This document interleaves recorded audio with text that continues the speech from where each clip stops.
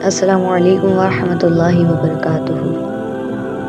Welcome to my channel Islamic info official .1 کے۔ میرا موضوع ہے نمازیں کب کام آئیں گی۔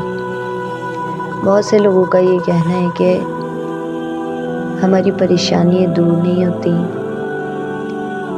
ہمیں اللہ تعالیٰ نے اولاد نہیں دی، ہماری طرف بے روزگاری ہے وغیرہ وغیرہ۔ لیکن کیا ان کو معلوم ہے، کیا آپ کو معلوم ہے، کیا مجھے معلوم ہے کہ یہ نمازیں کب کام آئیں گی؟ کیا یہ نمازیں ہماری بے اولادی دور نہیں کر سکتی؟ کیا یہ نمازیں ہماری پریشانیاں دور نہیں کر سکتی؟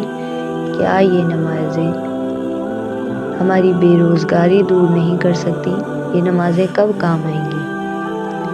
فجر کی نماز مرتے وقت کام آئے گی، ظہر کی نماز قبر میں کام آئے گی، عصر کی نماز منکر نکیر کے سوالات کرنے کے وقت پر کام آئے گی، مغرب کی نماز حساب کتاب پر کام آئے گی، اور عشاء کی نماز پلصراط پر سے گزرتے ہوئے کام آئے گی۔